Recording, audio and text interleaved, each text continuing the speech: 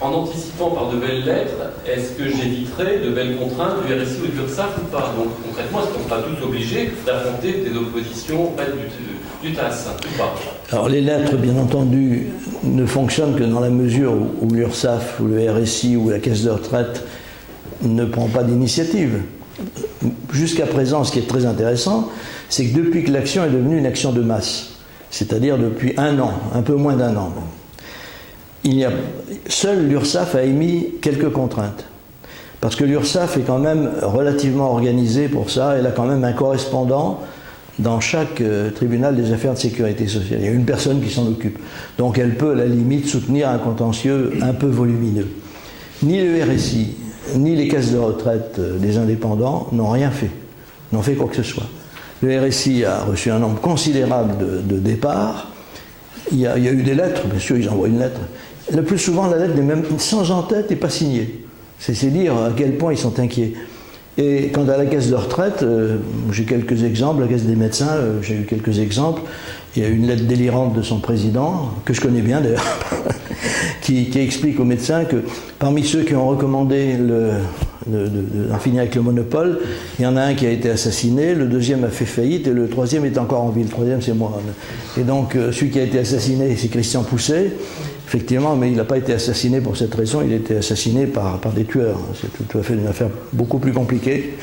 Et donc, si vous voulez, dans le subconscient de ce garçon, de Gérard Maudru, que je connais bien depuis longtemps d'ailleurs, au fond, ce dont il rêve, c'est que je sois assassiné aussi, quoi, parce que c'est ce que voulait dire sa lettre. Je ne suis pas psychiatre, c'est pas ma discipline, mais je vais interroger des confrères psychiatres pour leur demander si c'est vraiment ça qu'ils pensent. Ce sera toujours intéressant, mais c'est uniquement pour le fun, comme on dit.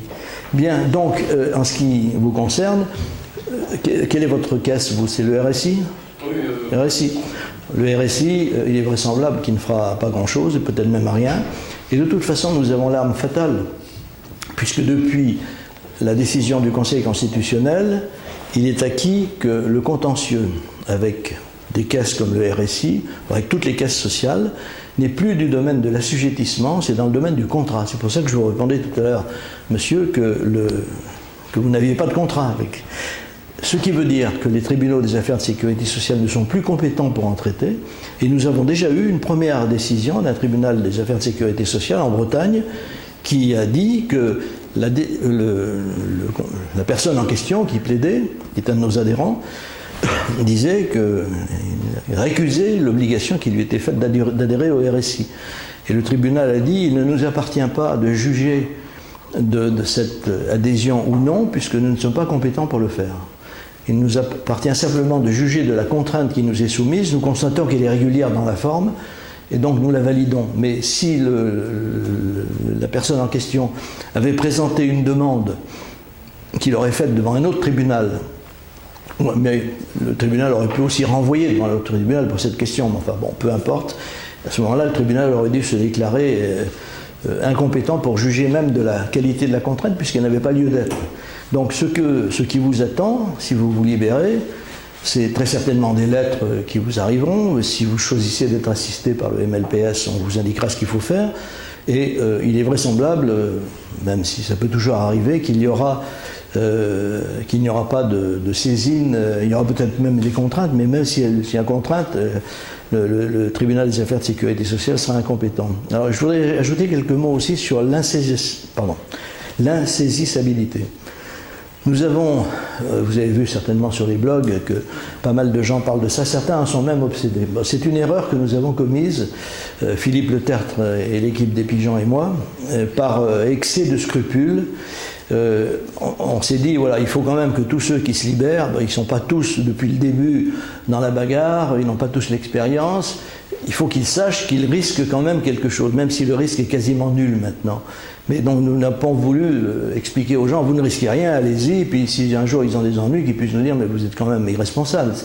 Donc on leur a dit, il y a effectivement tous ces risques théoriques sur le papier, et parmi ces risques, le premier risque, c'est celui de la saisie d'argent sur un compte bancaire, donc prenez vos précautions, ça nous maintenons cette précaution, ouvrez un compte bancaire en toute légalité, il ne s'agit pas du tout de fraude fiscale, dans un pays de l'Union européenne, par exemple le Luxembourg, pour les mêmes raisons tout à l'heure que l'assurance vie.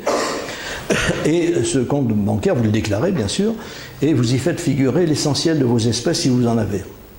Vous ne faites venir par voie française que le strict nécessaire. Il faut savoir aussi qu'une saisie sur compte bancaire opérée par un organisme social ne vaut que pour le moment où elle est faite. Je veux dire par là que si elle intervient à un moment où le compte est vide, ou presque vide, eh ben elle saisit ce qu'il y a, point final, elle ne peut plus ressaisir après, sauf s'il y a de nouvelles procédures qui s'enclenchent, ça prend énormément de temps. Donc pour les comptes bancaires, c'est très facile à faire. Faites attention également aux comptes communs que vous pouvez avoir avec votre épouse, parce qu'ils peuvent également saisir les comptes communs. Donc si votre épouse a un compte particulier, ils ne pourront pas le saisir, puisque ce n'est pas elle qui est concernée. Et d'autre part, faites attention aux comptes français pour les mêmes raisons que je vous indiquais tout à l'heure. Les banques françaises sont plombées littéralement par les emprunts d'État. Donc le jour où la France ne pourra pas, le gouvernement ne pourra pas payer les banques, et notamment quand des gens vont se présenter pour... Vous souscrivez par exemple une assurance vie ou des bons d'État par l'intermédiaire d'une banque. Quand vous en demandez le remboursement pour une raison qui vous appartient, la banque va demander l'argent à l'État, puisque c'est elle qui prête cet argent à l'État. Si l'État n'a pas d'argent, il ne peut pas payer. Qui fait faillite? C'est pas l'État. L'État, de toute façon, la faillite, il ne sait pas exactement ce que c'est, puisqu'il n'a pas de bien véritablement, et on ne peut pas l'empêcher de fonctionner par cette voie-là. Il ne fonctionnera pas par impossibilité, mais pas par la voie de l'argent. Mais c'est la banque qui fait faillite. Une banque qui ne peut pas vous payer fait faillite. Et toutes ces banques qui flambent actuellement en France, on dit « Ah, les banques françaises sont les plus belles du monde ». Enfin, alors, tout ce que nous avons en France, c'est ce qui est le plus beau au monde, par définition. C'est parfois vrai, mais pas dans le domaine de l'État. Et donc, la banque risque fort de faire faillite. Par conséquent, vous avez intérêt à tous égards à ne pas avoir l'essentiel de vos avoirs dans les banques françaises. Et d'autre part, faites très attention à l'assurance vie française. Parce que je vous ai dit tout à l'heure que ces garanties sont évidemment aussi fragiles que celles qui concernent les comptes en banque. Mais n'oubliez pas une chose, que le projet des hauts fonctionnaires, parce que je les connais bien et j'ai souvent parlé avec eux, c'est qu'ils ne sont pas très inquiets de la dette. En tout cas, ils n'étaient pas très inquiets de la dette tant qu'elle était à peu près autour de 1200 ou 1300 milliards. C'était le montant des encours d'assurance vie. Et ils disaient, mais froidement, comme ça, dans la conversation, on s'en fout, on ne paiera pas l'assurance vie, puis c'est tout. Alors, ils ne vont pas dire aux gens, vous n'avez plus rien. Ils vont leur dire, si, mais vous avez toujours cette somme, mais on ne peut pas vous la payer maintenant, on vous paiera plus tard. Plus tard, c'est-à-dire jamais, comme les emprunts russes, quoi. C'est ce qui va se passer. Donc, vous ne pourrez pas dire que vous n'avez pas été prévenu. Vous êtes prévenu de ce qui va se passer. Donc, voilà, cher monsieur, vous ne risquez pas grand-chose en réalité. Et je termine sur la saisie éventuelle. Nous avons recommandé aux personnes d'étudier une éventuelle procédure d'insaisissabilité sur les demeures. On peut le faire devant notaire, c'est une procédure simple qui ne coûte pas très très cher, qui en toute hypothèse est toujours utile, parce que on ne sait jamais si vous êtes dans des affaires qui tournent mal, parfois il peut se faire que vous risquiez une saisie. Bon, si votre domicile est insaisissable, c'est toujours une bonne chose. Mais en plus de 22 ans de bataille et de combats très durs, je n'ai jamais vu une seule saisie immobilière. Jamais. J'ai vu un nombre important de saisies sur compte, le plus souvent infructueuses parce que les gens avaient pris leurs précautions. Et voilà, c'est tout ce que nous avons eu. Alors c'est pour ça que quand je vois sur les blogs et sur Facebook des longs développements de gens qui ne parlent plus que de l'insaisissabilité, quoi, comme si ça allait leur tomber dessus demain matin. C'est pas comme ça. Et en plus, même si, imaginons le pire, imaginons que les procédures, mais en général ça se fait après 10 ou 15 ans de plaidoirie, jamais la sécurité sociale ne tiendra aussi longtemps. Mais imaginons même que quelqu'un se trouve face à cette situation, c'est-à-dire qu'il y a une série de jugements qui lui sont défavorables. Mais à ce moment, quand il voit poindre le danger, il peut toujours le faire. C'est toujours à ce moment-là qu'il peut le faire, prendre ses précautions. Mais vraiment, il ne faut pas que l'insaisissabilité soit pour vous un handicap ou une crainte en vous disant ça va être difficile à faire, ça va être long. La seule chose à faire vraiment à coup sûr, c'est de se libérer de la menace d'une opération des caisses sur les comptes bancaires. Là, j'ai vu par exemple, il y a même pas 8 jours, une consoeur médecin à Paris qui reçoit un avis de l'huissier disant je me présenterai lundi matin avec un serrurier pour ouvrir votre porte et opérer une saisie. Alors la saisie, rassurez-vous, c'est pas, on vient rien prendre. Il y a un inventaire qui est indiqué et ensuite on demande à la personne si elle veut que ça soit mis en vente ou sinon elle paye. Voilà.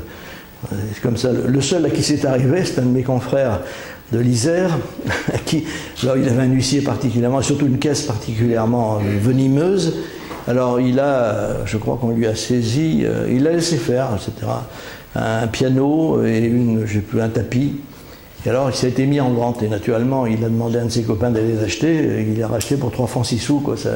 Mais il devait des dizaines de milliers d'euros à l'URSSAF. Hein. Donc ça lui a pas coûté grand chose. Ben oui, lui il savait se défendre, on l'a aidé évidemment. Mais... Enfin bref, j'ai vu ça, si je vous en parle, c'est parce que j'ai vu ça une fois, quoi, en tout et pour tout, en 22 ans, 23 ans. Quant aux saisies immobilières, jamais, il n'y en a jamais eu.